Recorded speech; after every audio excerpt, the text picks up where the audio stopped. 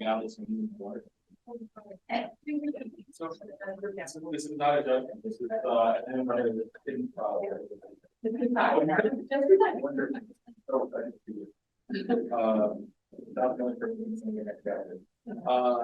Miss English is out of the country with Alice Griffith, so she will not be here this evening.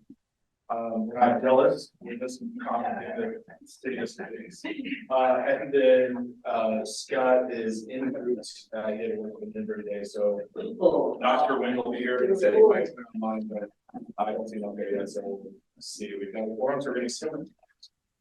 First thing is the pledge of allegiance. Allegiance to the flag of the United States of America, and to the republic of one nation under God, indivisible, with liberty and justice for all. Next is public comments. Have you signed up over there or reach out to me online? Thank you. For reports. Friends of the Pikes Library Districts. I was saying here in the big glass. Whatever Jeremiah wants you to be. Yeah, right there is one. Thank you.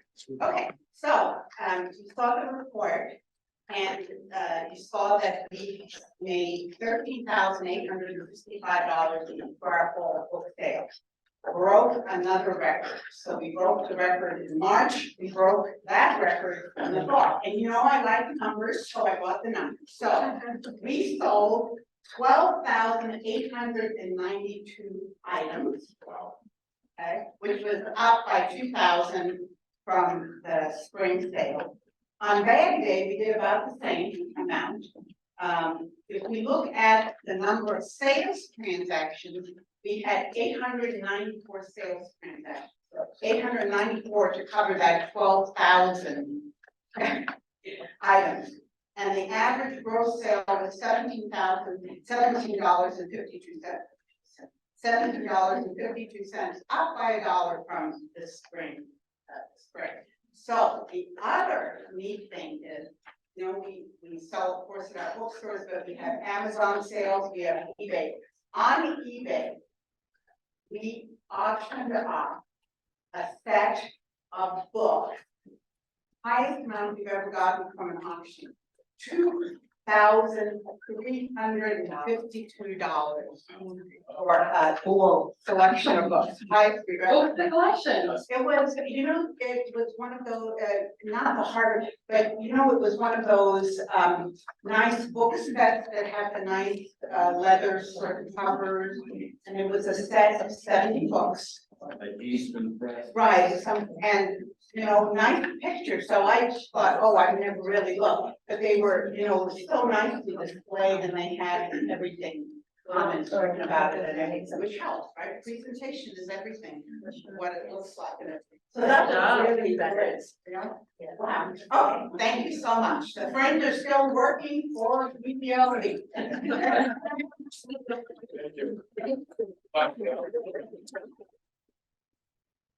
What did you guys do? Financial reports, October 2023. Good evening, board members. So our numbers are still coming very strong. 10 months into the year. Our revenue is over what I projected monthly. Most of that is the interest income that we've gotten off gold trust investment. We had a little over $1.1 million for year to date.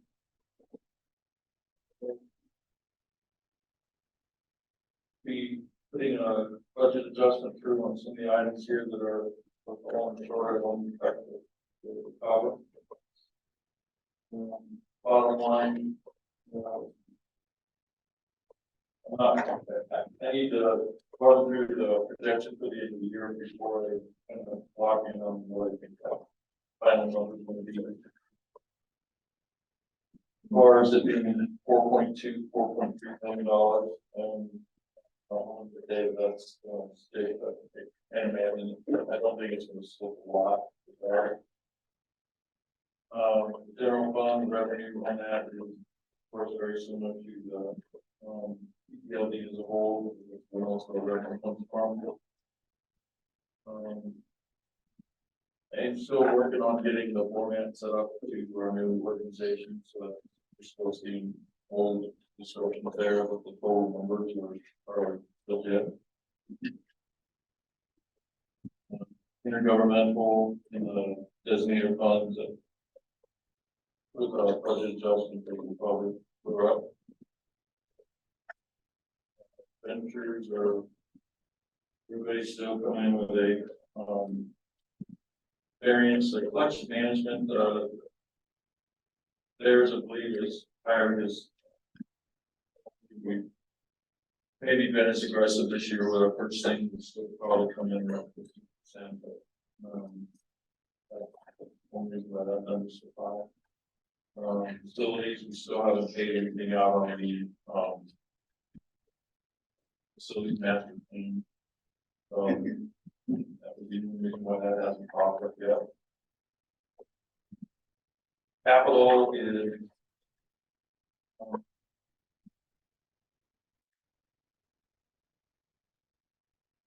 still showing very favorable on that, but our fund balance wasn't quite what we were anticipating, so the net impact is going to be about $1 million.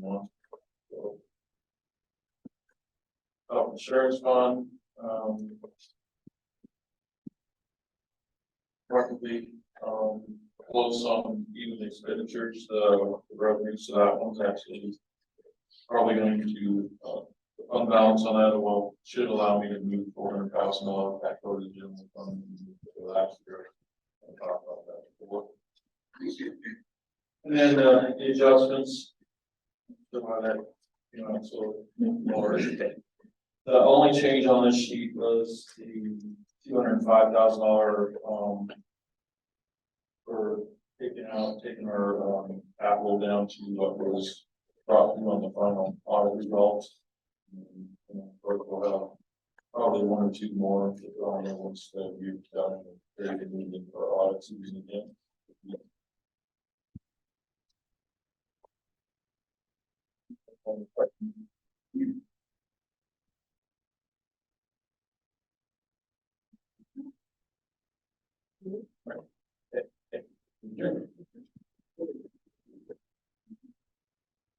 Public services report. Any questions about the report, or I highlighted a few things?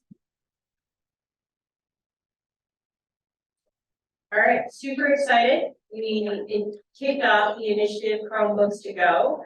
So those are in the library branches. They can be checked out for 21 days and they have built-in hotspots. Yes, check that. 21 days. 21 days. Yes. And hotspots. Wow. Yes. That, yes. Hey, that's pretty. I know, but that's something we need a computer. It's so true. This was a conversation in my house just this week about needing a computer because mine is 100 years old. And I was, See, you can. I know, and I'm like, just fine. It has Yeah. just a commercial. You try to get one here and then you're waiting out the door. 21 days, okay. So programming did 24 school visits in October. The career navigator helped 2 people obtain jobs, so that's always exciting. And we handed out 4,000 eclipse lessons. That's fantastic. Yes. All right, thank you. Thank you. Great work. All right, and the written reports that were provided in here cover communication, facilities, HR, IT, and accommodation. Questions on those?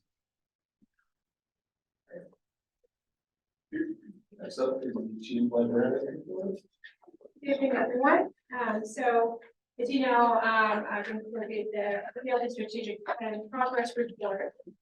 even though this is part of my report, as you know, it's the whole team, it's called Pikes Library District. So, and I just want to thank everyone who contributed to that. And also it's so nice to see that we're following our strategic plan and also for Dora especially the results and outcomes. So any questions about that? No, I'm glad it's not on the show.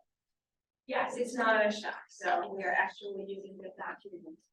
It's not where that guides us in our what we provide and how we provide.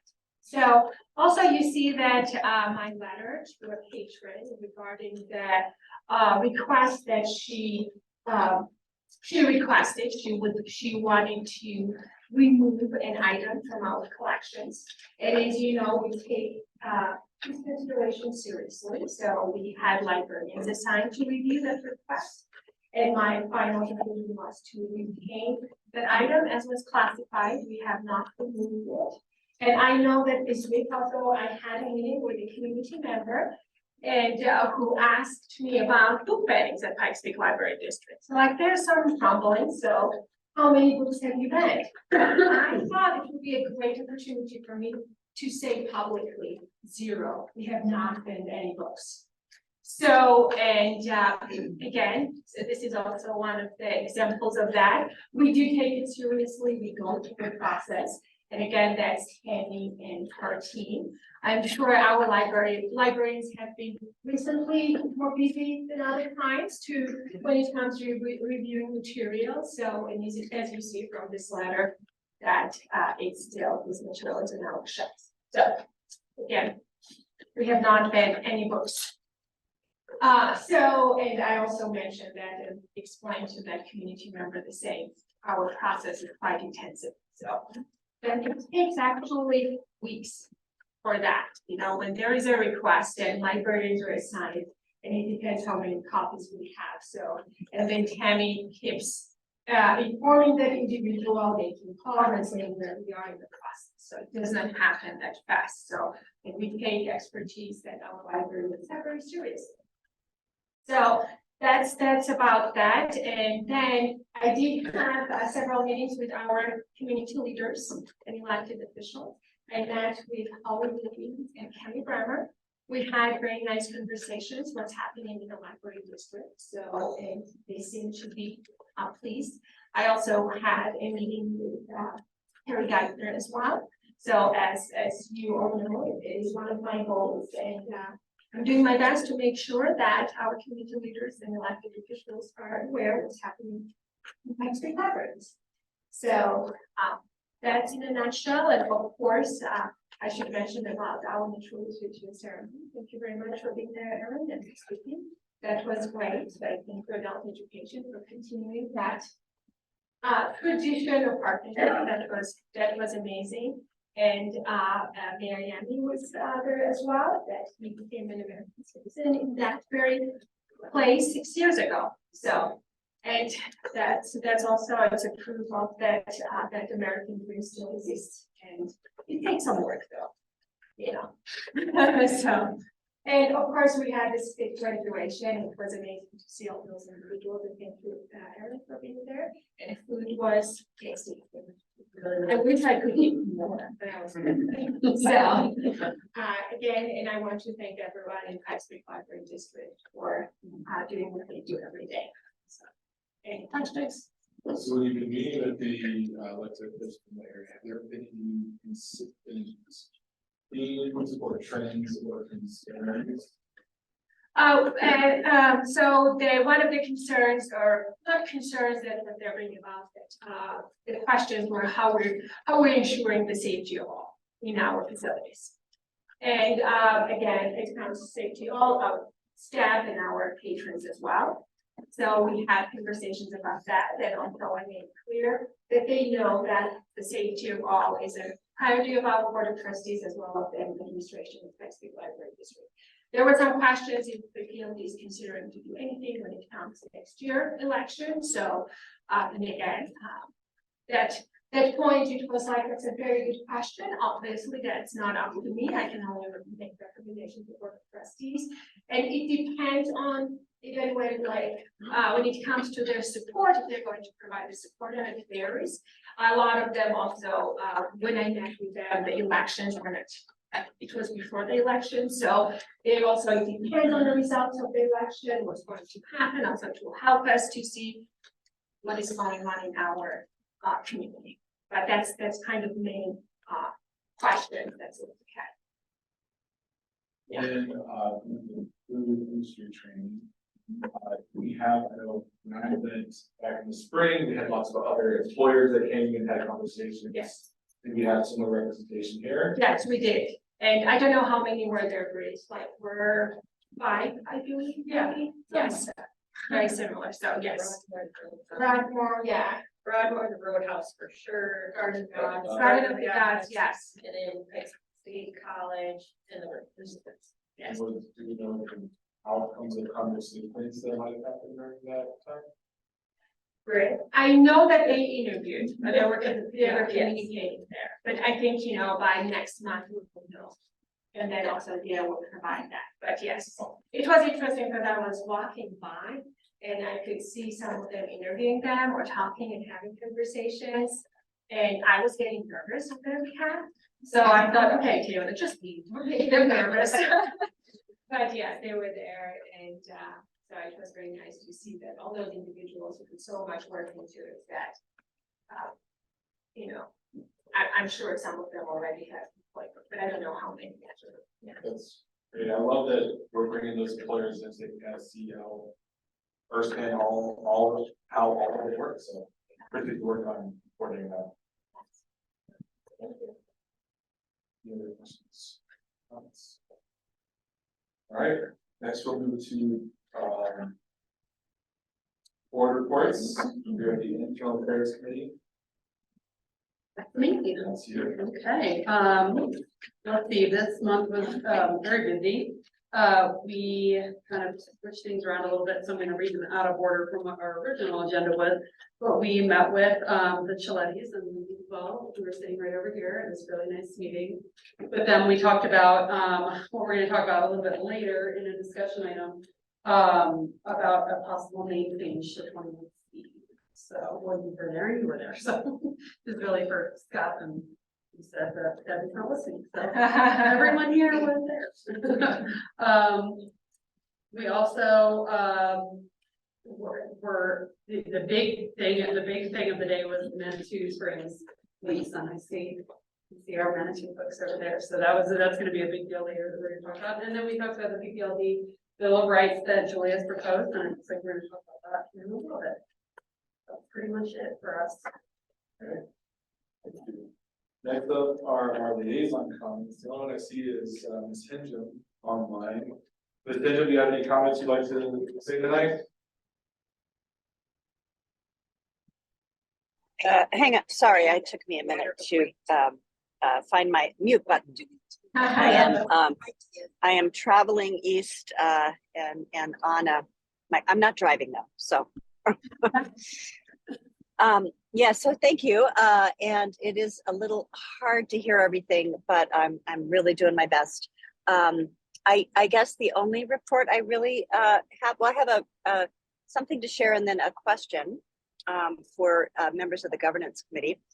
But as you all may know, we just passed yesterday on the first reading our city budget on a vote of 6-2 with one member absent and 2 opposing our balanced budget.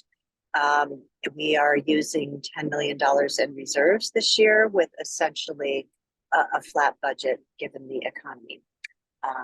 And I'm sure you have heard about that, or you can read more on the city's website.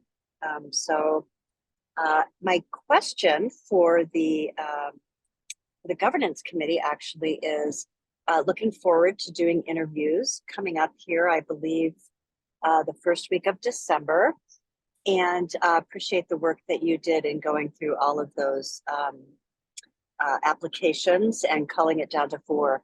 I did receive the committee or the liaisons received an email letting us know that there was actually Commissioner Geithner sent an email to us letting us know that someone had requested an additional applicant be added. And I am trying to, I've inquired as to who made that request, and I have not heard back from her. So I am just trying to understand where that request came from, and if it didn't come from the governance body.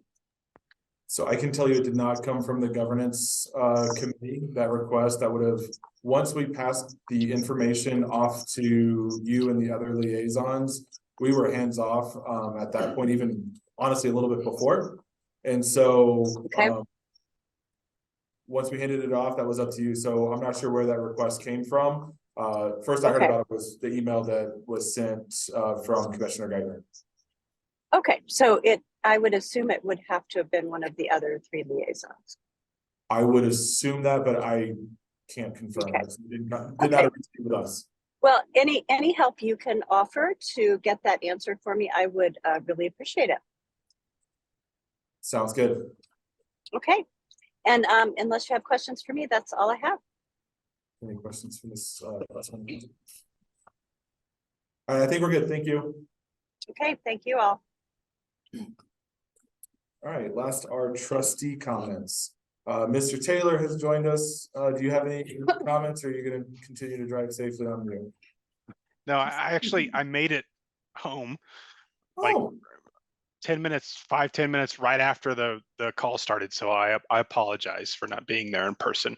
And I see my empty chair and stuff that's right there in front of me. So You have a package. It's Christmas.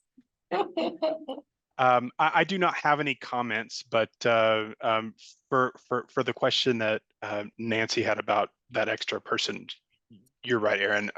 I'm hoping though that the information was included in that email regardless, because I believe we sent all of the applicants' information over, not just the ones that we recommended. Originally released in 1914. Yes, all the Okay. applicants were passed along to us. Absolutely. Great. Yep. Just wanted to make sure that was the case. Okay. Thank you. Sure. Thank you. Thank you. all right. Thank you, Scott. Other comments? We already talked about it a little bit, but I did want to say how wonderful the fit graduation was. That was the first time I've gotten to go, and I heard that it was. I know you haven't been to one yet, and I mean next year we should talk about who gets the honor of going to that, because I heard everyone else has been except for me. So and you, and it was a treat. Let me tell you, it was really, really fun. And it was very cool watching all of the graduates, and that whole part was amazing, but then the food was, just saying. What I've heard was we're going to start having a Mrs. Pac-Man tournament. Whoever wins that is what Oh, gets to go. I think we had decided about drawing straws, so you get to go to that. Mrs. Pac-Man. That's Feels way better. dating. That's dating. I mean, I don't even know if they have that anymore. I got to, Yeah. Oh, go ahead. I got to attend a staff meeting at the Old Colorado City Library, which was great. I enjoyed that and get to know the staff a little bit better there. I've visited once or twice since then just to kind of get more familiar with the branch and enjoy the historic architecture and the staff again, because they're very pleasant. I enjoy visiting there. So if you haven't been to the Old Colorado City Library recently, it's a good time to stop in and just put something on hold there. And then now you have to go. That's what I do. I like that. That's how I get to the branches. I'm like, I just put stuff on hold and then I have to go get the books. So. It's a good idea. Well, I had the pleasure of visiting adult ed. Finally, we got the date straight, or I did. And oh my goodness, I cannot believe the amount of work that goes on in adult ed. It's just unbelievable. We definitely need to have a, I don't know how you would do it, because there's so much goes on in the library, but flyers for each individual department to share with the community of the work that goes on. And I think one of the things that was really cool for me, being an educator, is I did ask if they were using pedagogy that would be best for adult learners. And of course, they told me yes, and they're going to classes for that. and everything's online, and I'm going, oh my gosh, and I use GBT, what is it? Yeah. And I used that, and it was awesome, so I'm all for the online stuff now, for sure. And I get, Is that what it was? Did you look up answers to chat? yes, I got too bad, I don't think they really do math. No. They may not know how to, they may not know how to do some of it. I don't know how they would do all of it. Right. But one of the things, and I'm happy that as being a trustee and how we hire, and I know people come and go, but the adult ed is finally fully staffed. I think one person had started the day before. So it's really, and it's great. I'm so excited for everything, all the work that they do. I mean, I have several pages here written down of things they do, and I'm just like, oh my goodness. So hats off to them. It's awesome. I don't remember, I think it was after our last board meeting, so I'll mention it here. Was I went down and was a staff meeting at Cheyenne several weeks ago now. And then I spent a good bit of time just chatting with them kind of afterwards, and branch open, and I spent probably more time than I should have distracted them from, you know, their jobs. But it was great getting a chance to really get into some deep conversations around the library and philosophy, and I really enjoyed engaging. So appreciate the opportunity to come out and chat with everyone there, and really appreciate all the work that you guys are doing. I was blown away with the number of families and kids they have come to their children events for such a small branch. It was astronomical numbers. Astronomical numbers. I don't remember what they were. They were just, most branches, even the large branches, would be excited to have that kind of involvement. So and then got to go to the naturalization ceremony and say a few words. It was if you guys haven't gone, it is one of the most rewarding things I think I have done since I've been on this board. It's incredibly emotional, seeing all of these individuals come and choose to become American citizens as they take their oath. And special shout out to American Legion. They actually did a fundraiser. First time they've done this across the nation. They did a fundraiser. And so instead of just a little, you know, flags that are this big that they typically do, they bought actual like full-size American flags that were folded up and handed it to them after they came across the stage and got their certificate. So it was such an amazing experience, not just for us, but for them as well. We had 20 countries that were represented and about 40 or so new citizens come in. And so the mayor spoke, and Senator Bennett's office, Senate Representative gone too. So it was a really powerful time. And then I saw many of you on Friday night at the staff vote party. Really appreciate the opportunity to go and hang out with everyone. It was great to see everyone and engage in a little less formal sense than we get at, you know, board meetings here. So thanks for the invite. It was a lot of fun.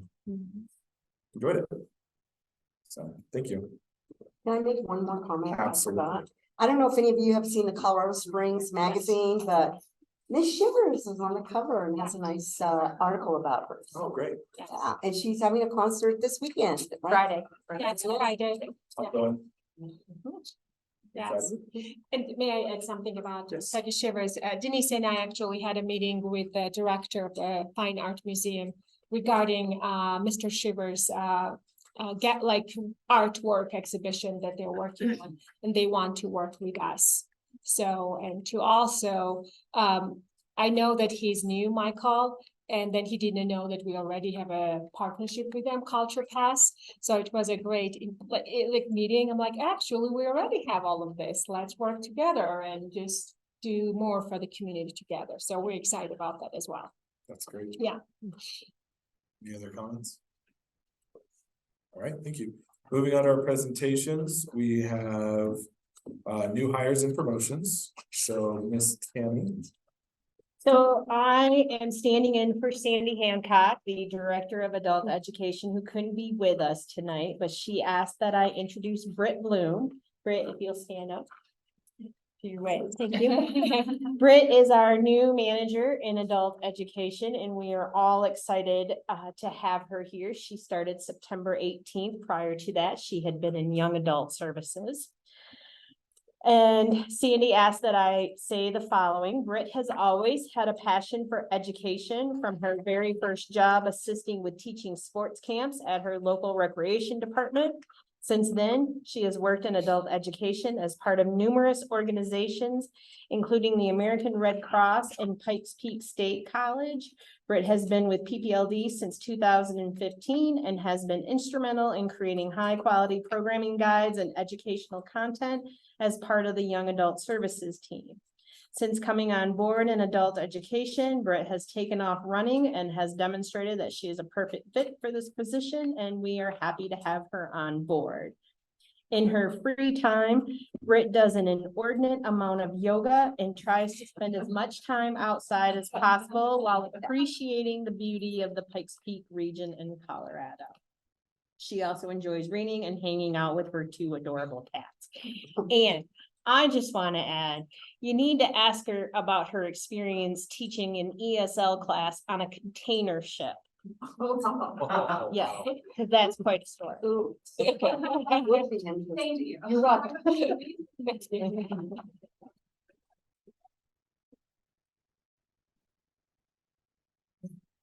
Next is Mrs. Goodwin, not Mr. Goodwin, Miss Goodwin.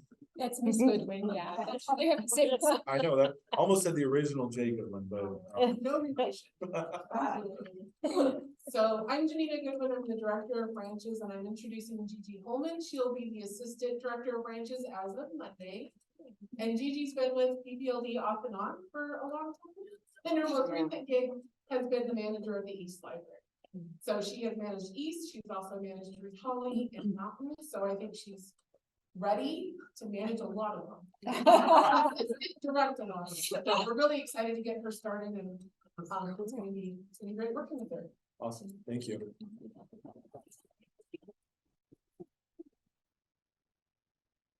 And Ms. Alvarez. I'd like to introduce our Assistant Director of Programming, Amber Cox. So Amber Cox has been in the public libraries for 12 years. She started her career as a teen and adult librarian. She moved to Colorado Springs to take on the first East Makerspace librarian, and then moved on to be the senior librarian for creative services. And she is currently the Old Colorado City manager. So she'll be joining me in the programming team on Monday. We're excited.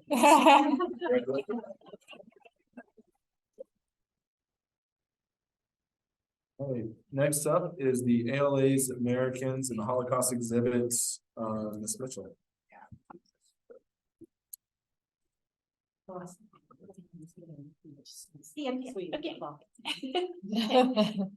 Hi, I'm Melissa Mitchell. I'm a senior librarian in the new programming department and for me, formerly of adult services. And I was the lead on the Americans in the Holocaust exhibit, only because I was the one who went to Washington, DC to get training. We hosted the exhibit from September 5th through October 11th. There were 50 libraries chosen by the American Library Association and the United States Holocaust Memorial Museum.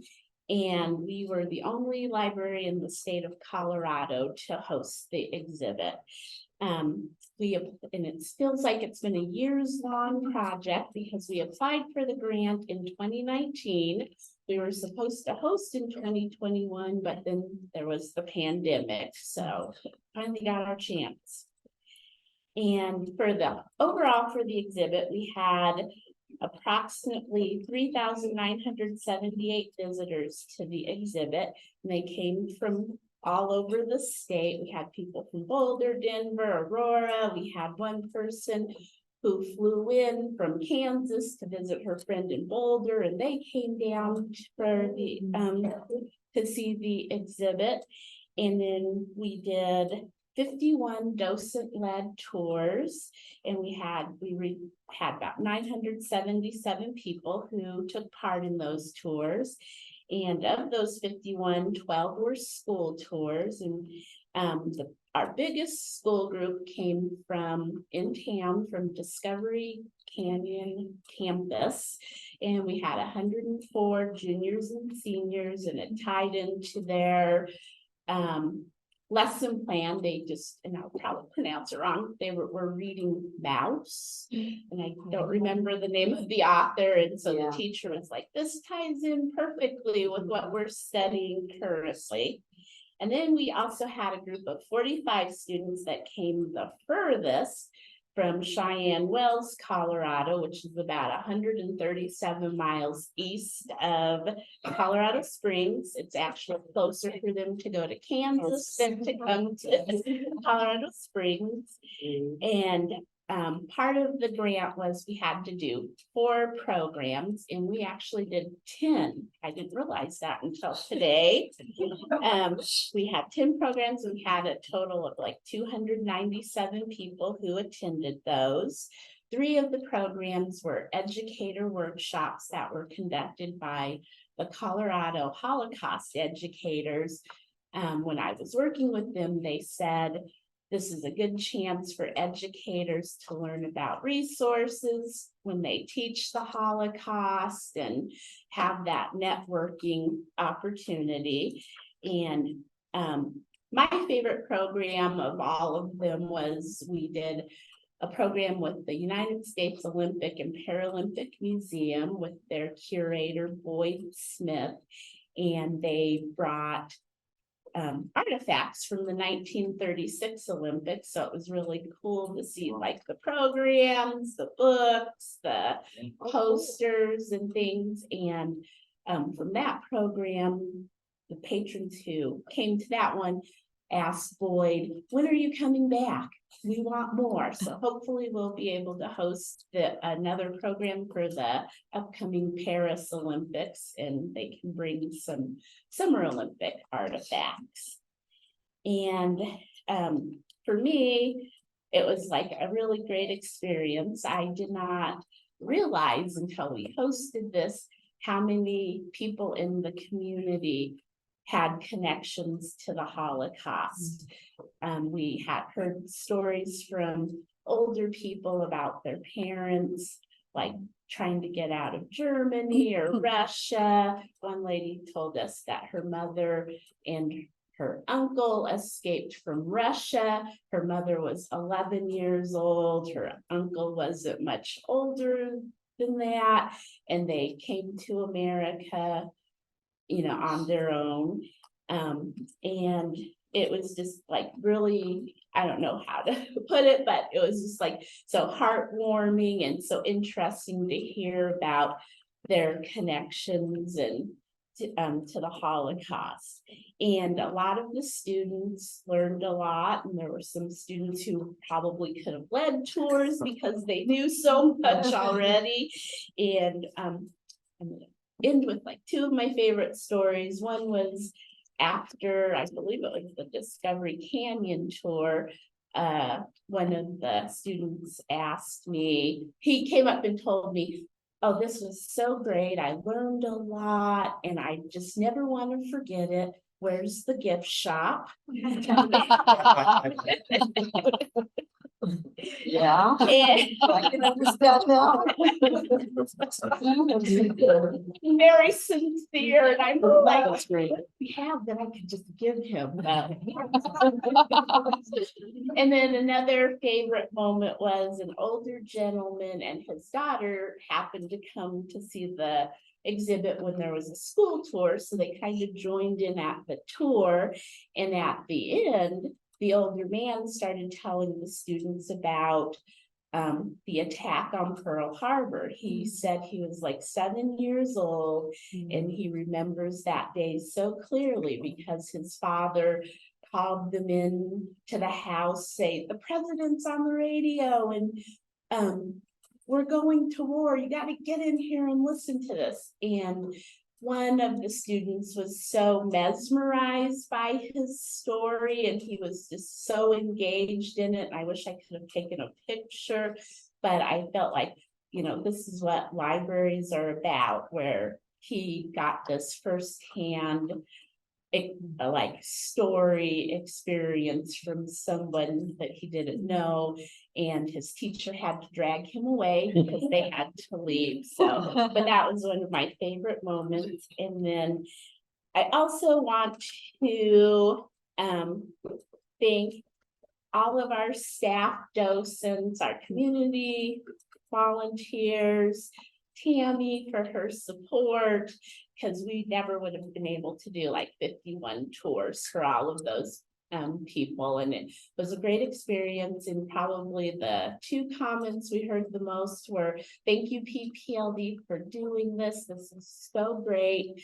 And the other one was, I didn't know there was a reading terrace in East. And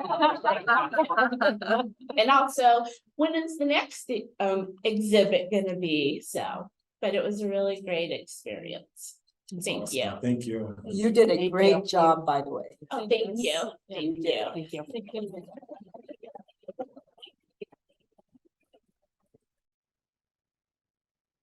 All right, next is the library 21C name change with Linda Duval, Mary Utility, and Jen Utility. You guys are welcome if you want to have a seat. You're welcome to do that.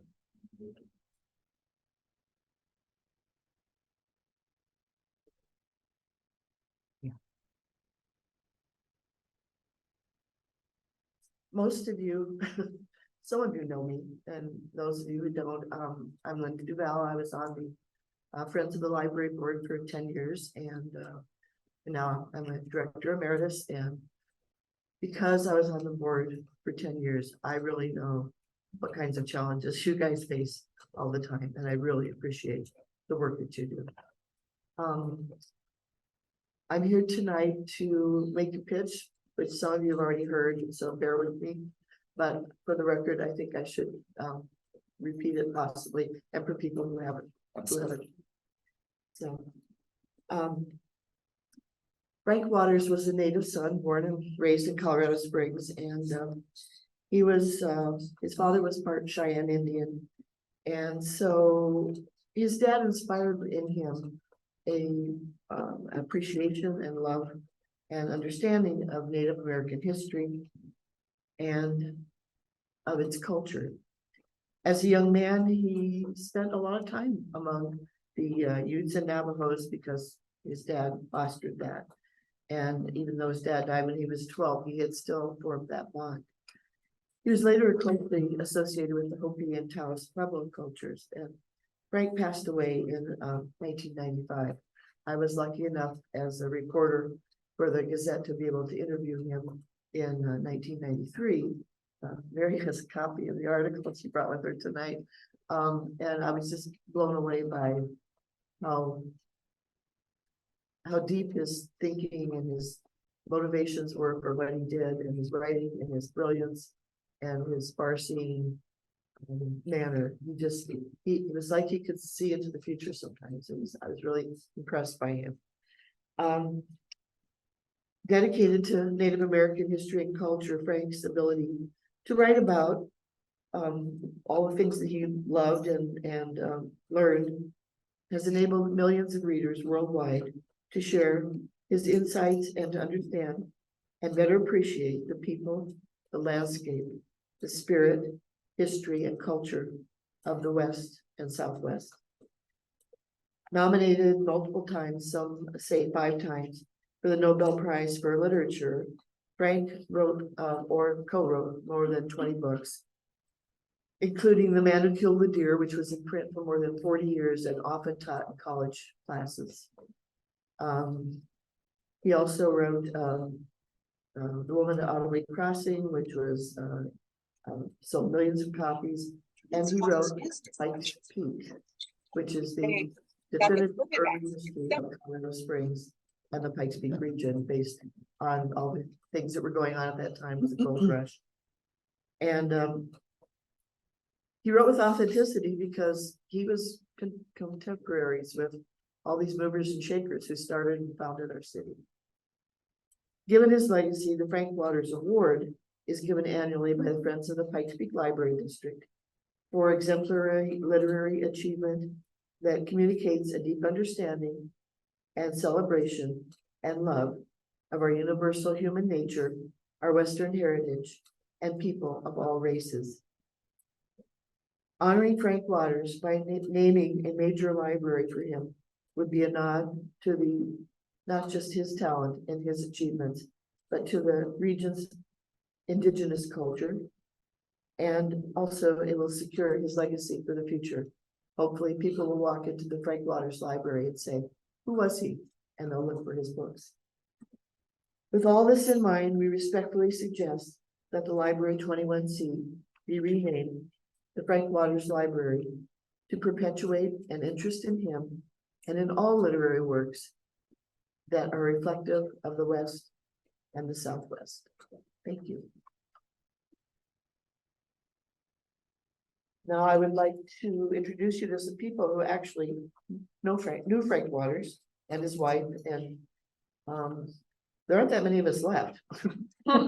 Okay. And I just kind of figure that if we don't do this now, it's nobody behind us is going to do it. And you know, there's a little pocket park down in Shook's Run named for him, and that's it. And they say you're never a hero in your own hometown, and that's really been true in this case. And I really think that he is a literary hero, and we should acknowledge that. I have some endorsements in this folder for those of you who haven't read them, from Ann Hillerman, daughter of Tony Hillerman, Michael and Kathleen O'Neill Gear, who wrote hundreds of books on indigenous people. Markley Gardner, a local woman who's known as the Tree Lady, who wants to plant some more trees in Frank Waters Park. And I think we have a city council person who is actually endorsing this as well. Yes, if I might interrupt, if that's all right. I very much would like to endorse this. I thought this was going to be a public comment, so but yes, I completely support this notion for whatever that is worth. I just didn't get my name on the letter in time. Thank you. Thank you. I appreciate you voicing that support.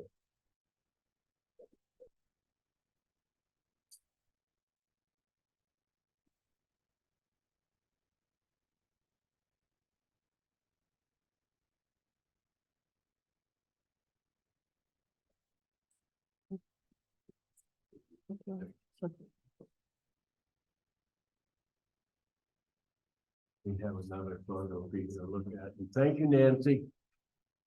Thank you all for being here. Thank you for taking the time to consider our request. As you know, Mary and I have been on the Friends and the Serve of Friends and the library, and a cumulative of 50 years since 1992 for the Friends and the library. We have a passionate dedication to the library and the Friends for many reasons, including the preservation of our right to read what we want. Let's take a minute to look at the bigger picture. As we saw in the testimony, thank you, about the Holocaust survivors and their families. Naming it the Frank Waters Library is about our humanity. It's about people. It's a timely opportunity to humanize our library after a great writer, our native son, Frank Waters. Right now, 21C is anonymous, like a computer chip, 21C. Our other libraries are named after people. We're in the Penrose Library. There's Carnegie Libraries. The other libraries are named after people and communities in the regions in which they live, whether it be Sand Creek, Cheyenne Mountain, Rock Rimmon, Falcon, etc. 21C, I don't know what it means. So in an increasingly depersonalized world, our library need not be like a computer chip. An anonymous 21C. Our libraries are about people. People who love to read, your friends and neighbors, my friends and neighbors, and our authors and their works. Naming it Frank Waters Library personalizes the library, creates a new community of awareness, and personally invests us in his work. Take a moment to look at those. Those are only 22 of the books that are in Mary and our collection. Those are 22 of the 28 books that he has written. An awesome, awesome body of work. And it's important that we understand this in our consideration for naming a library after him. It's not about one work. It's about a collection of books that celebrates, documents, and narrates the history of the Pikes Peak region, the West and the Southwest. In this big picture, our community needs and deserves, yes, we deserve a library named after a great man. Frank Waters. As Ohio University can attest, Frank Waters is in databases and collected around the world and in countries, France, Germany, England, Poland, etc. Our population here is dramatically increasing. So we especially want to create a new enthusiasm for bringing to life our history and our writers of great literature. We want to bring them to life, especially for those tens of thousands new residents who are here. We're up to 700,000 people. When I was here visiting in 1956, we had 56,000 people. Okay. Most of those writers, most of those residents don't know who Frank Waters was. They don't know what he wrote. They know very little about our history. They look out and see Pikes Peak, and they think that's a place to get on the cog train or to go collect Columbine. We ask for you, the trustees, to vote to further promote and preserve Frank Waters' legacy, elevate the importance of our local writers, and send a clarion call to our citizens that we greatly value Frank Waters, and in the sweep of his literary power, other writers like Helen Hunt Jackson, Marshall Sprague, Catherine Lee Bates, etc. Our own naturalist, Anne Zwinger, who wrote a beautiful book called Above the Aspen. The Frank Waters Library gives the PPLD numerous reasons to identify and celebrate our literary heritage and promote and preserve Waters' legacy, plus our history. Thus, we know that renaming a library is an important process. We trust you in this, and we ask for your support. We ask for your vote to name 21C the Frank Waters Library. I thank you, and I think my spouse, Mary, has a word or two to share with you. But I also wanted to, here's programs from Sundays with Frank Waters that he used to give at Colorado College. So maybe pass those down, and you may take a look at them. And here's that wonderful article by Linda Duvall in 1993 about Frank Waters, which you may pass along. Linda did not know that I had it or that we were bringing it. It's part of our legacy and our love for Frank Waters. Thank you.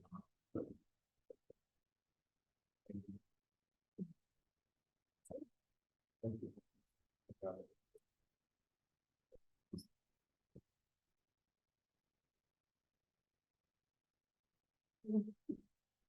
So just 1 minute more.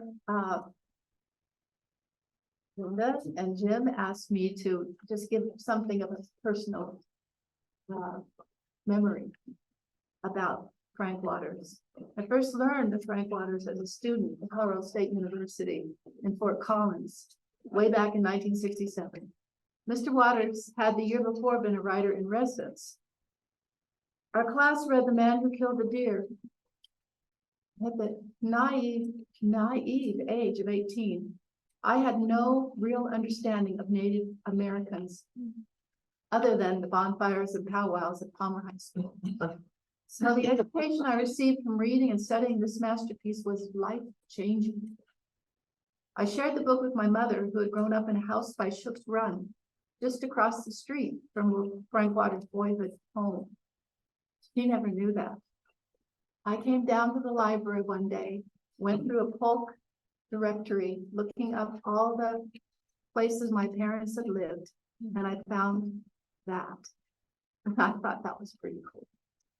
So in 1985, although my mother only knew of Frank Waters through the books that I'd given her, she attended the series of Sunday lectures at Colorado College. Years later, I read the Pikes Peak trilogy, his tribute to his roots, growing up right here in the shadow of Pikes Peak. Frank Waters wrote, and I quote, "Next time, by hook or by crook, make sure you're born with a mountain in your front yard. It comes in mighty handy all the way around." Unquote. So we have the mountain, we have the Pikes Peak Libraries, we have the legacy of the finest writer of this beautiful place. A native son who grew up in a two-story house on Bijou Street, a few blocks east of where we are right now. Myself, I was born here, and I was influenced by the writing of Frank Waters.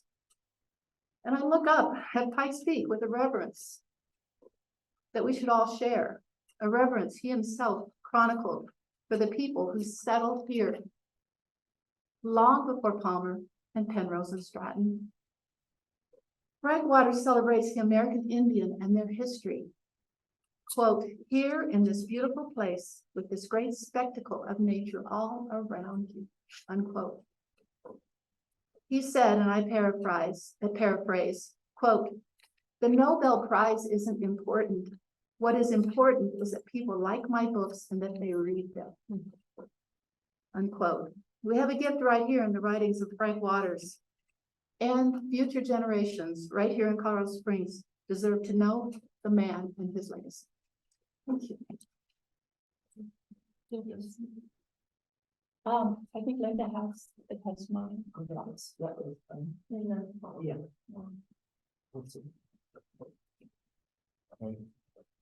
Any questions, comments? Scott, we've heard some of this already before, so if you have any questions, feel free to reach out. Unmute. Yeah, I don't have any questions, but I would imagine has this gone to one of the committees? I think it'd be internal affairs. We can't hear you. No, so they just did a presentation. Well, they did a presentation for internal affairs. And so now they're doing the presentation before the board. And so I guess this kind of goes for you guys as well. We'll have some other conversations. I know we talked a little bit about, we do have a policy about naming branches and how that works. And so we'll have some work on our side to do as far as how this all works together. And we'll have other conversations around it at one of the future board meetings. It will not be this meeting, this year. I know we don't have one after this. It'll be sometime. We have lots of boring budget stuff to do next time. And you can thank Mr. Green for that. But we'll probably bring it back sometime early next year after that gives us some time to chat more internally.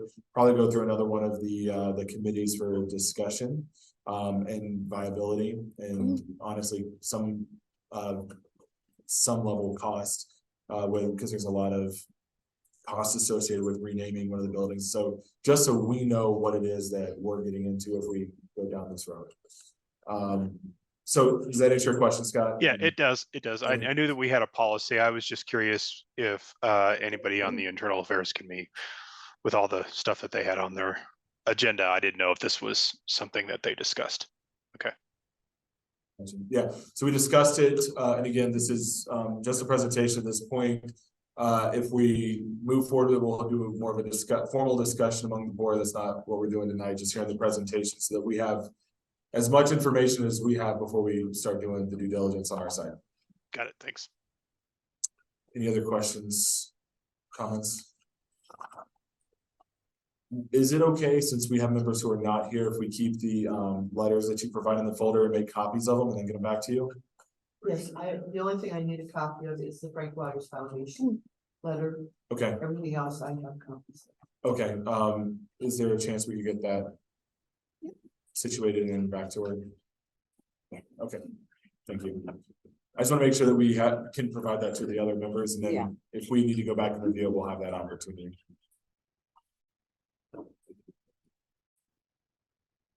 Thanks. I do want to thank them for bringing bringing this up to the board and the board of trustees and sharing your passion for Frank Waters. It's just, we'll see where it goes, but I learned a lot as well. Yeah, so thank you very much. I really appreciate you guys bringing this up so much. and really pushing on this. So I don't know how this is gonna go. We'll have some other discussion about it later, but I really appreciate you seeing the need in the community and bring that up so that we can have the conversation about it. Thank you. And honor its legacy. Consideration. Absolutely. Thank you. Thank you. Thank you. See you again. Thank you. Thank you.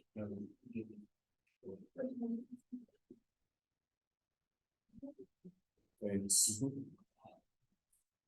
Next up is the consent agenda. The only item on the consent agenda are the minutes of the October 18th, 2023 Board of Trustees meeting.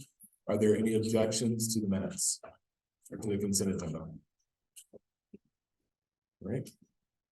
Hearing none, moving on to decision 23-11-1, which is the Manitou Springs IGA intergovernmental agreement. Randy and Tiona, I believe this item belongs to you. Okay, thank you very much. I want to take this opportunity and thank so many individuals who've been involved in this project. When Randy and I received your authorization from the Board of Trustees to start these negotiations, we did think that it would not take us this long. It took us longer than we thought, but we wanted to make sure, right, Denise, that we covered everything possible. And I want to thank Denise and the mayor for working with us and making sure that we're here at this point discussing this. And of course, thank you, Aaron, thinking out of the box. So you never challenge me with your thinking. So, but it was something that it never crossed our mind. So thank you for doing it. And Randy, when it came to you, you looked at the Colorado Trust funds. I'm like, hey, we can do that using that. So thank you for that. And it's been so much work, so many negotiations. I remember our very first time in Denise's office, right, Denise? So you do have beautiful office and the view. So, and I know that there are other individuals before us that have had these conversations, and I'm grateful to them as well. So, but for this, again, thank you to the Board of Trustees for making it happen. And I know that all of us are very excited, so I will stop talking and let Randy maybe say a few words about fund allocations. So first, I totally agree with Taylor. We're very excited that we've come to this point on this, and it's a real win-win for City of Manitou Springs and the library district that we will see the library reopening again here shortly, and we'll be able to have the community back and they're enjoying the resources. So from the business side of this, so Denise knows this side also, Denise Howell. Denise is watching us, like, what do I know? I mean, we have to do an intergovernmental improvement agreement because we're both we're a local government, and I guess City of Manitou is also, but in a slightly different way. But the biggest thing that it goes into here are obligations of both parties, the escrow account that'll be set up, $1.5 million from the library to the City of Manitou Springs is invoices from the contractor become due, and we'll split those percent until the our portion of that is exhausted, and then the city would continue to pay out till the building's done. So the main addendum on that agreement obviously is the lease.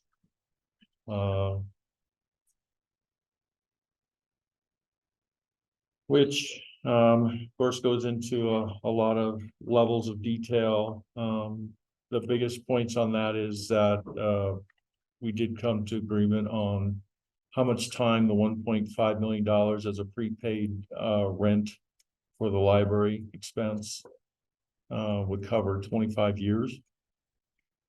And then with a option to renew for another 10 years, and it will escalate from 3 to 5% off the final rent number for the 25th year. And so that would put us out 35. Yeah. From the ending. So that would put us out 35 years from now. And so we're obviously both very wanting to have a long-term relationship and see this flourish and, you know, be in the rearview mirror. So those are the big points on the lease agreement. And like I said, a lot of other smaller details that I'll let you guys enjoy yourselves. Scott, you had a question about the escrow account. I saw some email back and forth between you and Randy. Did you get your questions answered? Did you have other questions about that? No, I didn't, but I appreciate Randy, you explaining that. It was very clear and concise. So I appreciate that. Thank you. You're welcome. Right. Any other questions? Oh, and finally, we do recommend that the board approve this. Yeah, that's right. I was like. That's good. Tiny bit of a. Just a little detail. Questions, comments from the rest of the board over here? All right. I would just like to say that I'm really excited that we're finally able to get this done, and really, I mean, this is helping solidify a commitment to the community down there, and excited to. So thank you all for your work. I know Denise, it's been a lot of back and forth when working with the team over here. So I appreciate all the hours that you guys have spent going through this and working on all the details. So it's very much appreciated. And your efforts will be deeply appreciative of the work you've done. And I would say that on behalf of the community, we greatly appreciate this. And you know, the library, it's an old building, and in my case, it's served 4 generations of my family. Many families have served that long. So what's going to happen with this new library? It will serve well into the next 100 years. So there's a lot of unborn library users. Appreciate it to you. And you know, I doubt you will ever bring their thanks. I'm sure you will. We'll be enjoying books and spend time with the families. Service, not only to the present, but to the future. Thank you. Thank you. Thank you. All right, so this is on the IGA. We'll do this right afterwards. And put a pin in it on our side. So all in favor of supporting the IGA? Say aye. Aye. Oh, we need. No, you need to give it a minute.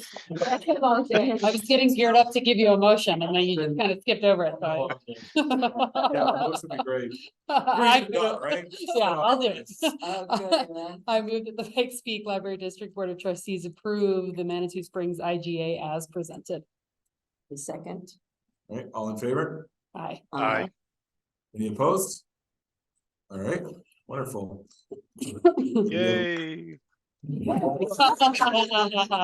your little flag there. Do we have a motion on the lease agreement? I move that we approve the Manitou Springs lease agreement as presented. Have a second? I'll second. All right, all in favor? Aye. Aye. Any opposed? All right, now you can cheer, Scott. Okay. Yay. Sorry, I was preemptive. Yay.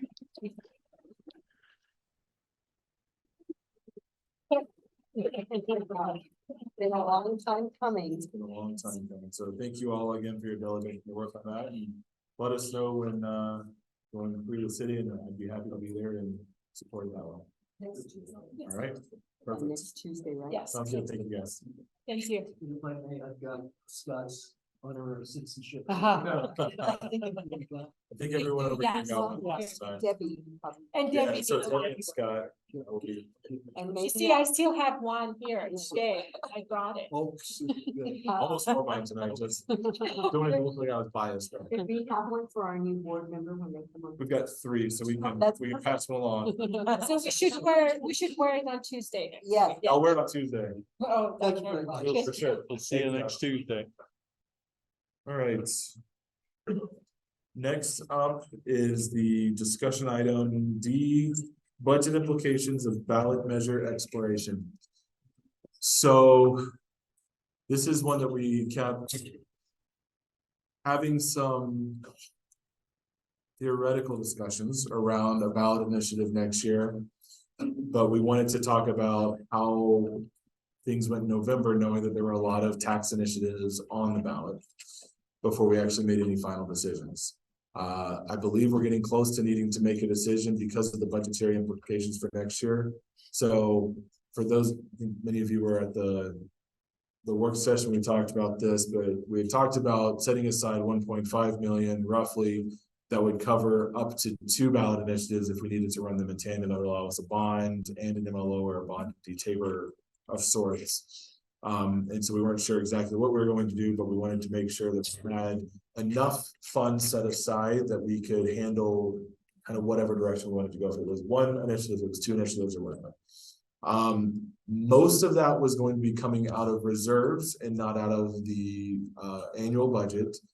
But there was still a chunk of that was coming out of the annual budget, which is why this conversation is somewhat important, because it's not all coming out of reserves. And so we need to understand what the budget implications are going to be if we try to hold that money or not. And so we're not really making a decision because it's a budget thing. And so when we approve the final budget, it'll be reflected there, but just to help provide guidance to administration and Randy from a financial perspective of what the board's thinking is at this point as far as moving into next year. So Randy, do you have any Well, so as of September 26th, when you were presented with a preliminary balanced budget, it was going to be about 1,350,000 pull on the fund balance.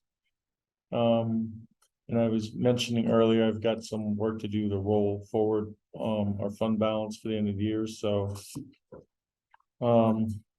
that number is probably going to change some, because obviously there's been 3 months to noodle it a little bit more. But as it sits right now, unchanged, that's what it would end up being, is about 135 out of our fund balance. Okay. So not an significant amount. No,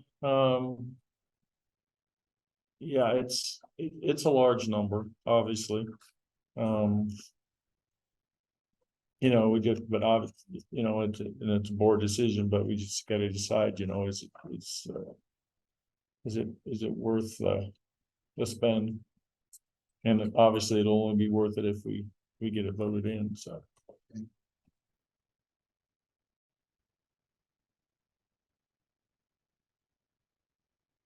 Anyone have any thoughts or questions or comments?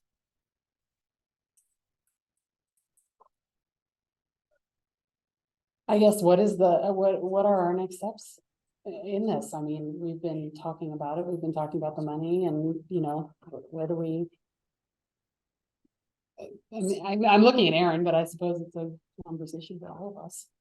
So the way that I see it is we're effectively at a decision point of whether we hold the money, effectively reserve it. We don't have to make a decision about moving a ballot initiative forward until next year.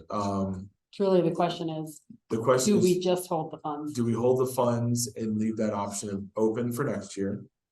Or do we say, I don't really foresee us moving with a ballot initiative, and we don't want to, I mean, 1.3 is not an insignificant amount, and it can go a long way for the district. Is that something that we want to free up for the administration so that they can plan for it accordingly for next year? I'm trying to understand what the effect of if we hold it out. So my Like My the- question the is- positives and negatives Yeah, of the whole so thing. the pros and cons, like, let's say we held that sort of open for maybe doing a ballot initiative, but maybe we decided we wanted to focus more on some security upgrades or something like that. Would we be able to divert it in a different direction if we wanted to, like what? I'm just trying to understand the implications. Yeah, so the mechanism to do that is budget adjustments in the year, and so I've had several of those this year. Not for that purpose, but basically to realign things based on current information, so if we're progressing into the year and for whatever reason you decide, I think we're gonna hold back on this, then basically I'd do a resolution for you guys to read through and approve as far as we want to move this here, or we just want to forget this for now and leave it in the fund balance. I mean, so there's a lot of flexibility as far as what you decide to do today. You can always do something different, you know, and just it's direction from you as far as what you want to see, and then I basically would adjust our budget accordingly. And the same thing happens as I'm seeing things happen through the year that you're not necessarily aware of, but I'm seeing them happen. I would put a budget adjustment through, or, you know, like the audit for last year, I got a final number, you wouldn't have known that, you know, and then I'd work through the numbers and kind of show you this is the impact of this. But as it sits right now, if we didn't do anything with it as projected right now for the preliminary budget, we would actually end up above zero. I mean, I was shooting for break even. That's kind of, you know, and it's gonna be, I mean, you can push and just kind of plug a zero, but we're trying to be as real as possible, so. It ended up being about 150 positive. All I can say is remind me of the date of the last time that we went for additional funding for the library to the voters. I believe it was in 2003. Like we went and we failed. No, I know when what she's we getting at. actually passed something. 1986. 1986. I'm like, which one? Yeah. I know that some of the conversations sometimes that you hear are we are receiving lots of new money. And I agree with that. Our population now is 750,000 in El Paso County, if not close to 1 million by the time we get there. But that new money creates new needs or additional needs. And as it is, another thing that I hear in the community, wow, why is the library always closed on Sunday? That was my best time to do work. You know, we don't have employees, which is one of the things that everyone is suffering from, but we don't have the money. So we keep kicking the can down the road, and it's going to be a point where, I mean, we've already made severe decreases in our budget, to trying our hardest not to touch programming and keep the services that we have. But there's going to be a time that we're going to have to, and I don't know when that could be next year. I personally think and I also feel like 2024 will be a bigger election. You'll get more voters out. We'll have a better opportunity to get something passed, because we will have more of our voters out voting. I think the percentages are always higher in those years. So I don't know. I think we should keep the money and still go through an exploration and make a decision. I just hope that we can really consider. I don't know what it'll look like, but I just feel like there's got to be dollars into our system at some point. Do we have any indication based off of the election that just happened and ballot measures passing, that sort of thing? If there's any warmth towards, like, would we have a good chance? Nothing good happened for tax initiatives in the election Here in El Paso in El Paso County. or the, well, HH. HH failed statewide. There were some ballot initiatives that passed in some other areas. But not. But not in El Paso. The only things that passed was like a fire district that passed a couple things, and then I think Flying Horse had a couple things that passed, but every other tax initiative in the El Paso County failed. And some by fairly significant margins. D49 had an MLO on the ballot that failed by 20 points, and District 20 had one that failed by 14. And that was the D49 was for teachers, so if that really tells you anything about, it's just, you know. So to answer your question, we have an indication that there is no appetite for tax initiatives right now, which I understand the need, but I would rather going forward with the information that we have now, we feel like we're just throwing away almost $1.5 million that could really be used in the district for other things we could put towards, salaries or security, other measures that would be useful in solving some of the employee, concerns that we've had, being able to hire and retain staff. That would go, I won't say a long ways, but it would make an impact, I think, on some of those issues. I don't have a lot of confidence that putting something on the ballot I don't have a lot of optimism that it would be successful. And so for me, it just feels like that's a poor use of those funds when we have other issues that are pressing that we can utilize and allocate those to other students.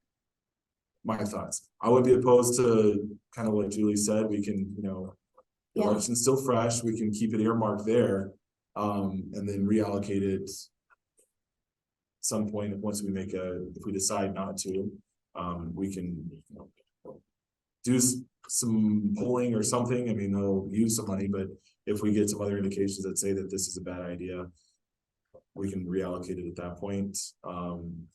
I would probably tend to say, let's free it up now so that we have the full year that we can utilize those and plan with those funds instead of earmarking it.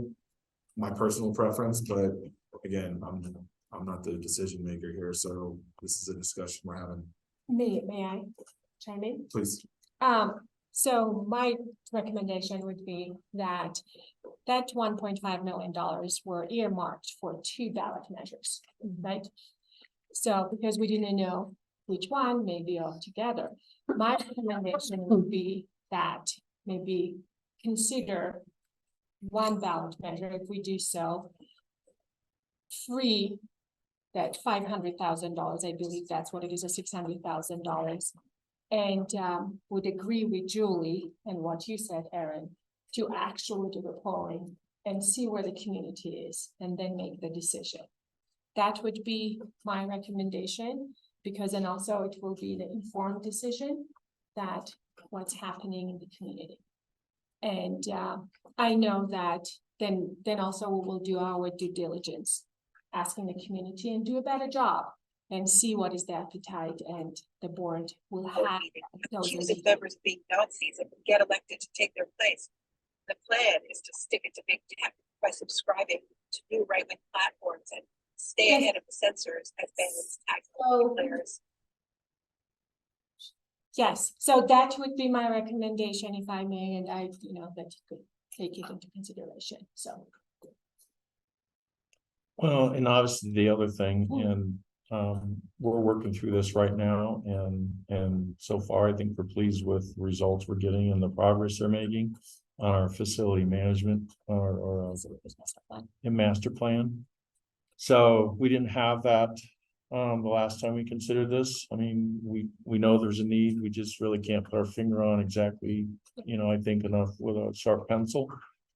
And I think we're gonna have that in our tool belt to kind of assess, how much of that can we do and how much can we not do, and how much are we gonna need, help from the public. And if it addresses, I think, enough areas where there's a true need for more presence in that area, I think that would garner some support that we don't know right now whether it would or wouldn't, but so I think that'll definitely give us a positive indicator one way or the other of if we've hit kind of a sweet spot with that master plan.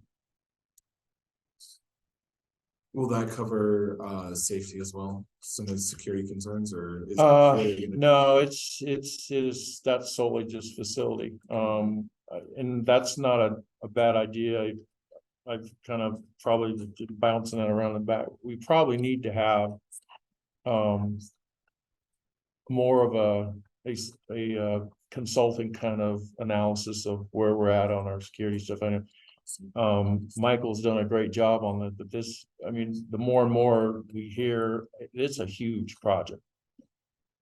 And it's gonna cost a lot of money to do the right thing. And so I think if nothing else, that would kind of solidify our plans and have some kind of plan to present to people that this is what we're being told professionally, not only from our own people, but it's just been kind of solidified with a group of people who are experts in this, like all the time.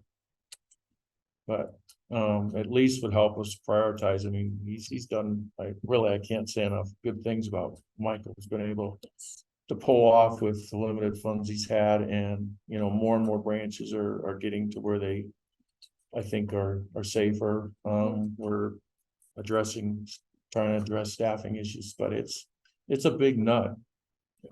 And he's had the plans actually for years, for 5 years or so, so that he presented to me and then to you during the executive session as well. And we are fully aware of those issues and working to address some of that. But again, we had a situation today that, thanks to Michael's work and camera installations around the district, helping us even to see when there are certain issues or concerns and complaints, we have evidence. So, and again, but we also understand that that work is not done and we need to do more. But yeah, again, that would be my recommendation, if we do something similar to see where the community is. And then, like Randy mentioned, that there is that flexibility, we can do the budget resolution and then for you to approve. And Scott, I'm also trying to make an eye contact with you, but so. Look right at the camera, right over there. Ms. Hingham, I see your hand is raised. You have something to add to our conversation? Well, I hope it's helpful. I just simply want to say that as everyone looks at their budget needs and whether or not to go to the public for a tax increase, obviously it is a really tough time, and I just so appreciate the challenging conversation. I did want to let you know, for whatever it's worth, the city, I believe, will be planning on going in November of 24. So this coming November for 2C, revisiting the 2C, which is the road, curb and gutter city tax. And then it is not firm yet, but the April of 25, a possible increase for what is now known as LART, may be the tourist tax, or might be renamed. That's not been decided for sure, but that is what is kind of in the works right now. So just for your, as you coordinate with other things that are on the ballot, I just wanted to offer that for your knowledge at this time. Thank you. So I know when we talked about this, was it last year? Yeah. There were some competing interests between us and the city at that point, and we did not receive any support from the mayor's office or city council. Ms. Hingham, I'm going to put you on the spot and ask, if we go forward with this for next year, knowing that you guys are doing 2C, do you expect that we would get support from council or the mayor's office? I honestly, I can't say. My guess, if I had to guess, you would probably not get full support from council. I think you might get partial support. And I cannot speak for the mayor. I have no idea where the mayor would land on this. We have not had that conversation. Yeah. I didn't know if you had had any of those conversations or not. So thank you. I know what I'm asking when I ask that question. So I appreciate your graciousness. Yeah. Oh, sure. There are important conversations to have, right? I think we we all benefit for everyone being successful. You know, to the degree that we can work together, I think we should. So feel free to, you know, ask again or probe further. Sure. Thank you so much. I appreciate it. Scott, did you have anything to add to the conversation? So I'm kind of on the fence about this. It's a difficult thing because it's something that we definitely need to do. I think we've all agreed that we've been wanting to do or needing to do something like this for a while. It's just it's the problem is when. And as you said, Aaron, you know, tax initiatives this past, you know, election didn't go over too well. And I'm kind of leaning to the way of, I don't think this is going to get any better. So we either need to just do it and get it over with, knowing that we run a high risk of not getting anything and then being out the X amount of dollars that we have, that we know we'll never get back, and then have to continue to find out that we're going to be in the hole for the next couple of years and figure out how we're going to be able to recover from that. Or we put it on hold for yet another year, and maybe 25 will be better. I don't know. I'd like to see, and I know, Randy, this is going to put a lot of pressure on you, but I'm thinking that it would be nice to see that trend again of at what point are we going to be so far in the hole that we're going to have to make some huge changes. And that's one of my biggest concerns is making those huge changes to the library in order to at least break even. I don't want to cut programs, but that's probably something that we may have to look at if we don't move forward with an initiative at all, and we just continue on with what we were doing now. So like I said, I'm on the fence about that. I as a taxpayer, I of course don't like paying more taxes, but maybe that's something that we as a board need to figure out if it's worth doing, at least in the 24 session. So maybe if we look at doing something kind of like what Tiona suggested about not using the whole 1.5, but maybe looking at a single ballot initiative for next year and seeing what that would do to the budget overall. So yeah, it sounds like we probably need to have some sort of a special session or a special meeting to discuss this further and figure out how we're going to impact the 24 budget, if we want to do this or not. So I'm just going to say that I will disagree with you on saying that maybe we just go forward with this with a high probability of failure. That money could go a long way here, and I believe that it would be irresponsible for us if we have a high probability of failure or an expectation of a high probability of failure, that we would put that money, may as well just take it to Vegas and drop it on the roulette table and see what happens. I mean, frankly, we might have a better opportunity there than doing it here, right?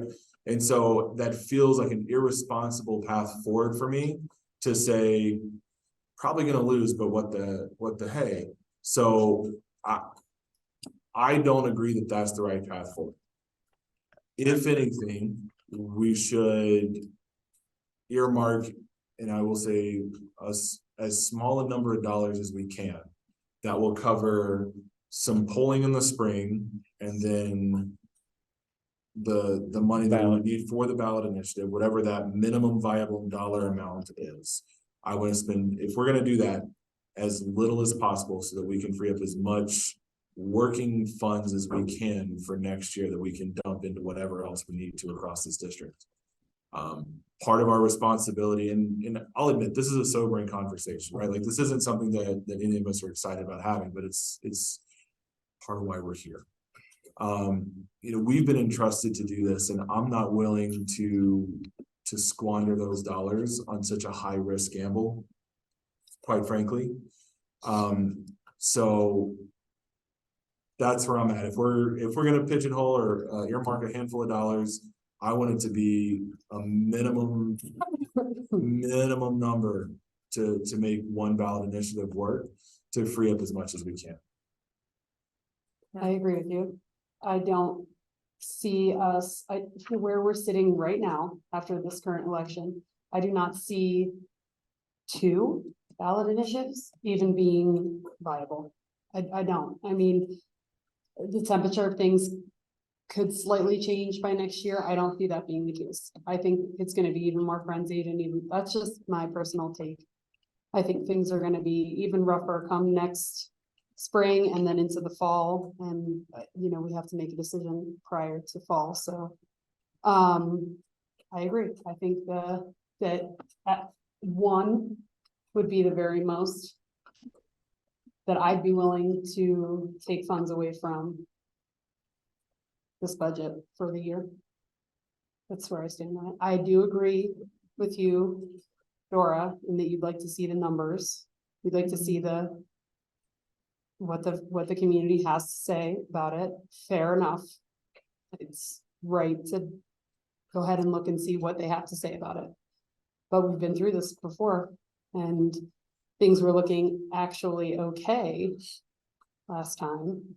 And we still decided not to do it based on a lot of different factors. So I'd not like to see, that money go to waste if we don't have to. I guess I'm an optimist.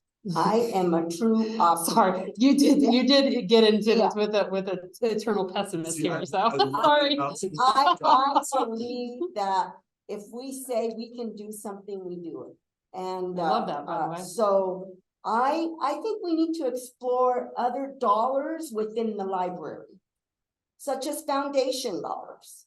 There's monies in other places that maybe can help us with some of the polling expenses, with some maybe other expenses. We have to be careful with the legalities, because there's only certain and I agree with pots that. we can get. Yeah, but I agree with that, but maybe those are some things. Have we explored that? I don't think so, or I haven't heard that.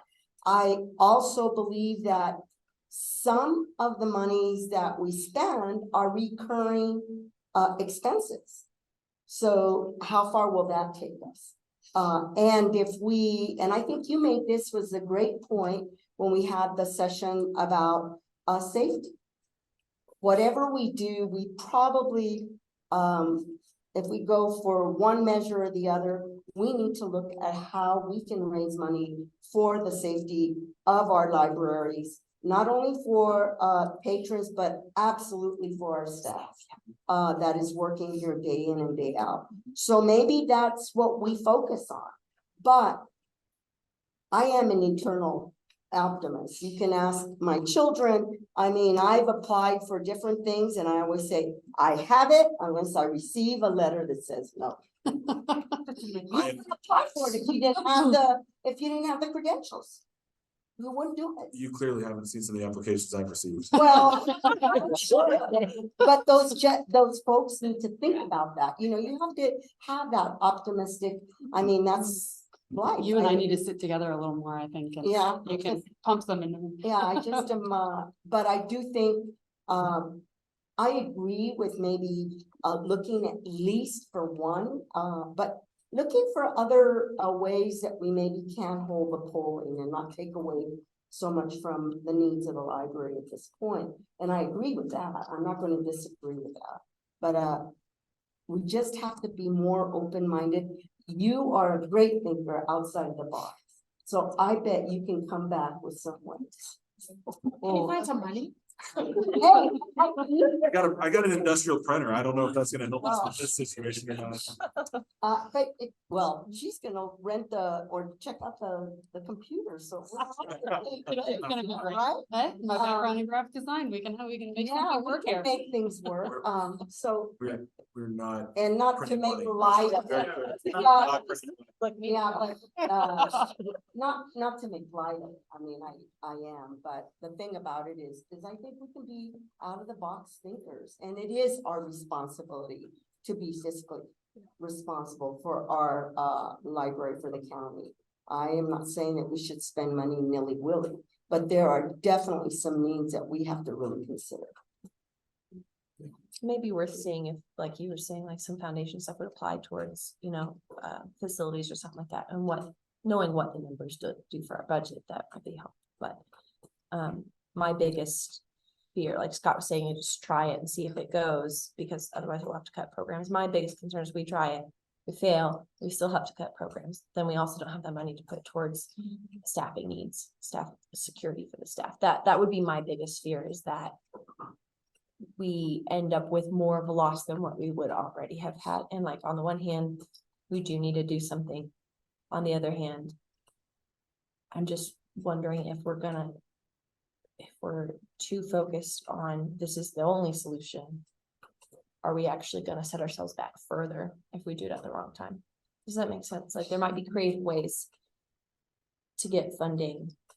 I know that might not require a ballot measure. I don't know what that would be, but I think if we could apply our mind system out of the box, I think it would be helpful. But I do think on one ballot measure, doing some polling could be helpful to see what the temperature is. But maybe people will be really warm towards libraries in the spring. It could happen.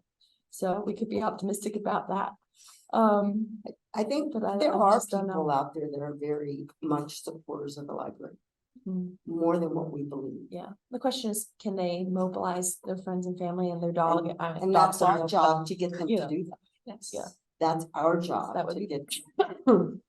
So we've got to be thinkers and think about how to get them mobilized. We won't be able to be doing all the talking once you make a decision. But once prior to it, we can, and we can do our own little polls of the people that were around. The problem is those are biased individuals when you do that poll.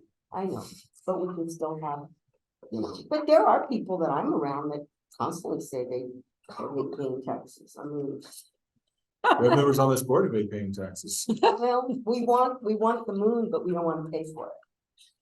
So I know this is not directly related here. There was polling done last year at some point, specifically around teacher pay and MLOs, because there were many school districts that went, and not just locally, but across the state.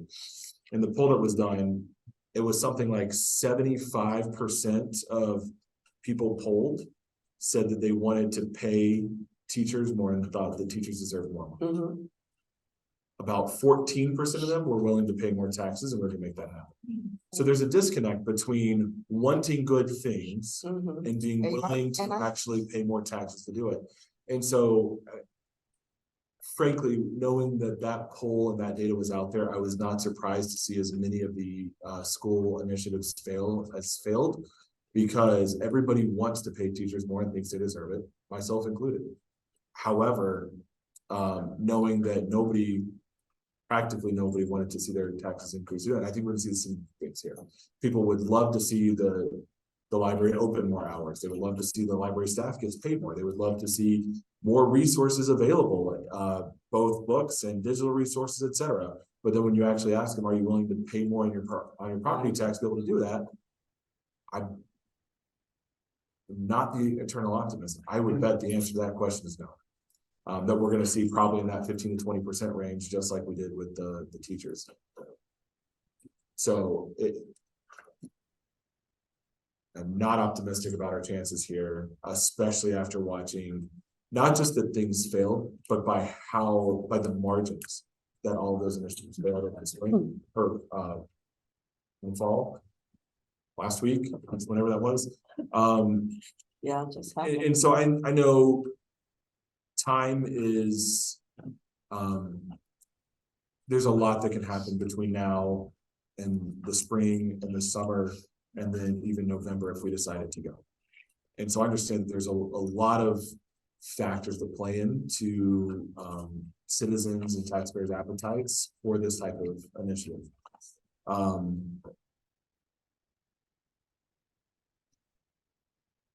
So we're just at a discussion point of view right now, and maybe we, Scott says, maybe we need to have a special meeting where we really start digging into it before we make a final decision.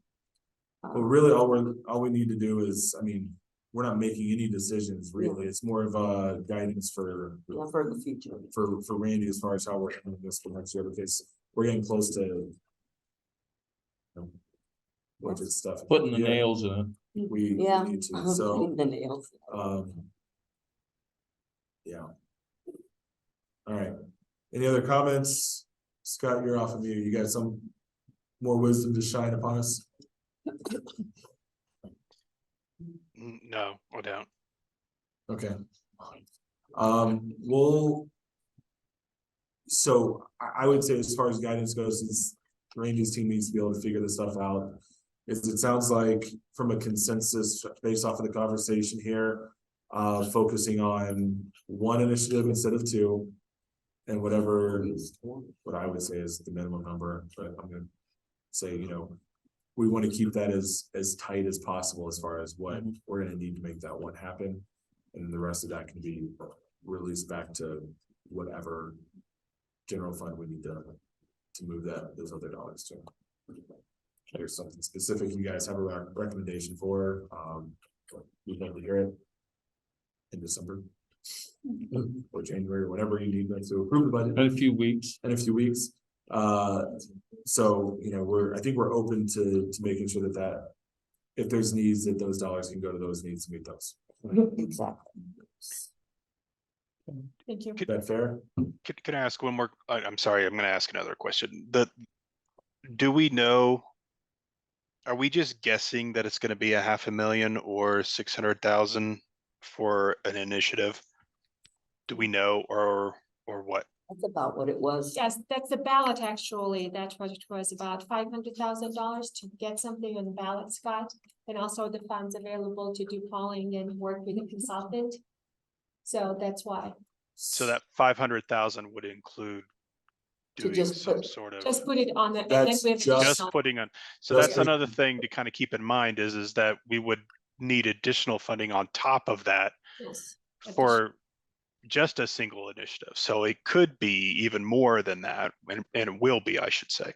So it could be another 100,000 or maybe even 2. It just depends on how in depth we want to go with seeing what everybody wants to do. Yeah. But it will be still less than 1.5.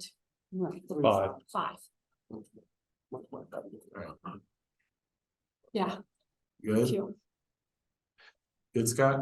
Yeah. So what's the path forward at this point? Are we expecting Randy to set aside money for one initiative and then go from there, or because I hate for him to do like what he did last year, which is create several budgets.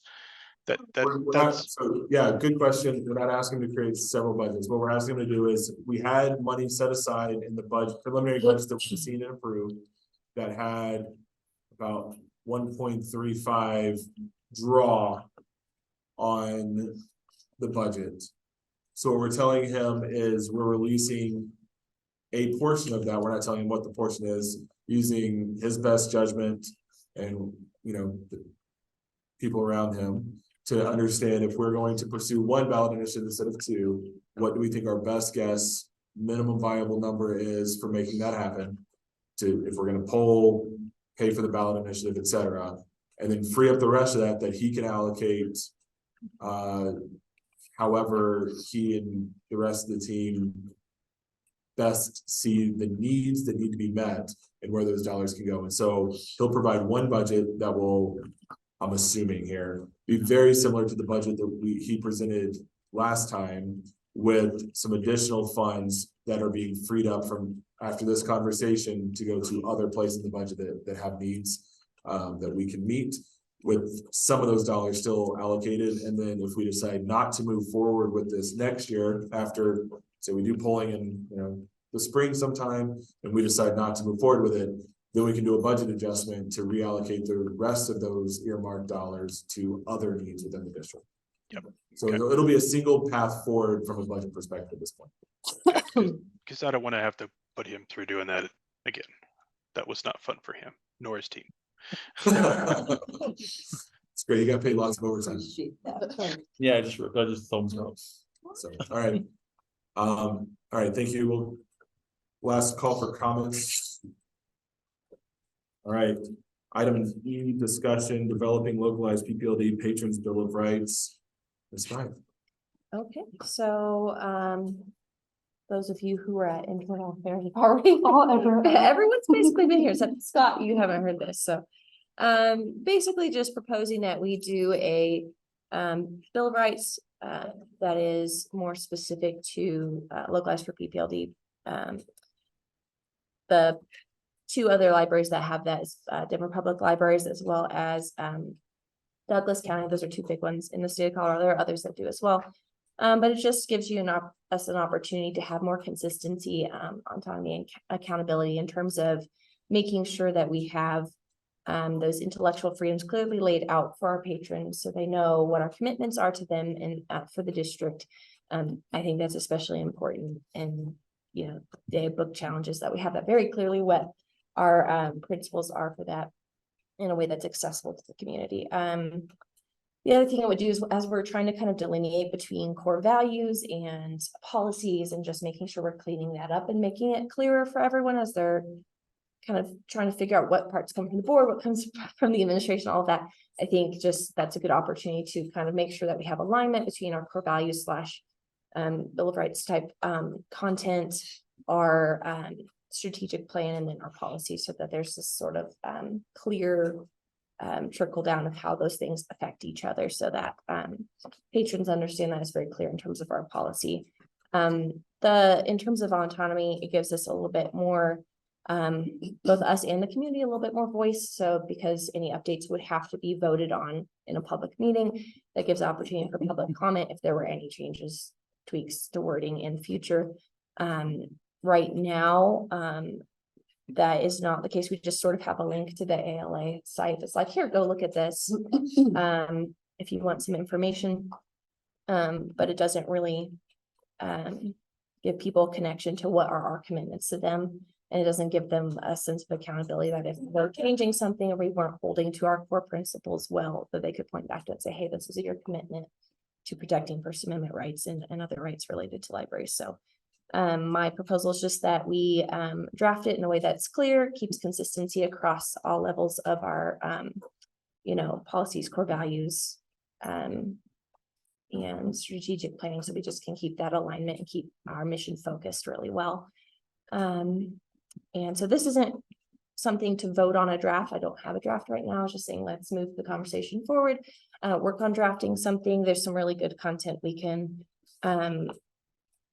pull from Denver Public Libraries, Douglas County, ALA. We can find some different information from those that'll just help us draft a really strong and solid version that we can vote on at a later date once we've all kind of had a chance to look at it and make sure it's shaped well and represents how we serve the district clearly and in a way that's accessible to community members, and just serves the library district as well. So there you go. So thanks. So part of this, I think that's impactful for me is with the ALA, we don't just, because of our adoption, we don't just take their Bill of Rights, but we also have their interpretation. So even though we may agree with all of the values and things that are represented within their Bill of Rights, we may not necessarily agree with the interpretation of how they represent it. And all of that is part of what we adopt as a board, carte blanche. And so anytime that changes, to Julie's point, we adopt the changes at that moment because we just have sort of this loose connection between us and those. And so having something that is more like localized and directly related to our community and to the patrons that come through our branches, I think it's a good endeavor. So. Yeah.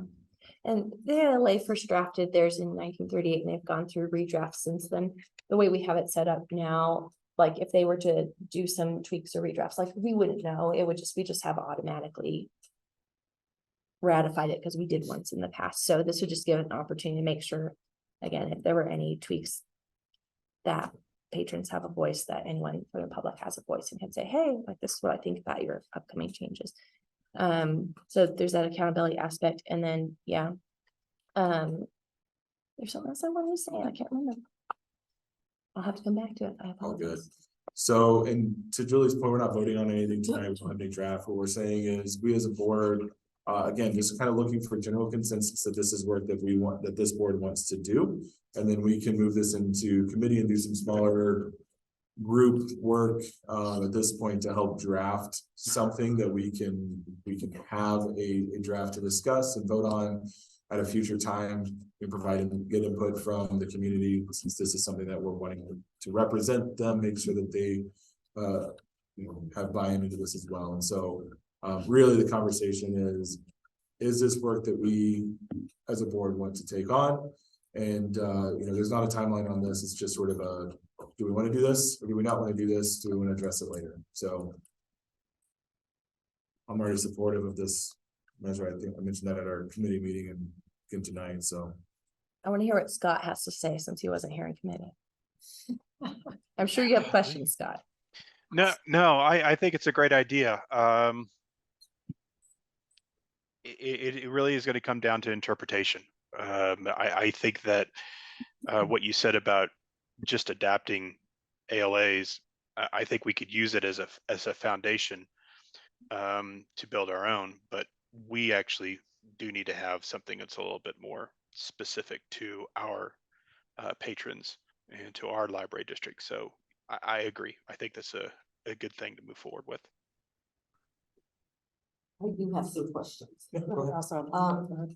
Julie, as I reviewed other libraries, I'm somewhat confused because it felt to me the other libraries they've written a document that does have some alignment, and maybe that's what we need to do. But it looked like to me everything that some of the things that you were thinking about in this document for us are policies that we already have in place. I was somewhat confused with, because there's that's the way Douglas County appeared to me. DPS, Pueblo, they don't have per se a library bill of rights. They have, their document is an alignment of policies and how to serve the community. And I guess I'm somewhat confused because it didn't seem, everywhere I looked was for library bill of rights. Arapahoe County, Jeffco, DPS, Douglas, Pueblo, and all of them seem to have just like some type of a purpose at the beginning, kind of, and then an alignment. Yes. That's what, because that's how actual library policy should be written. Sorry, in our library policy right now does not represent that. So, and I can see that, yeah, I guess that's why I'm a little, I was a little confused. If you look at the ALAs. Oh, yeah, I've read that over and over.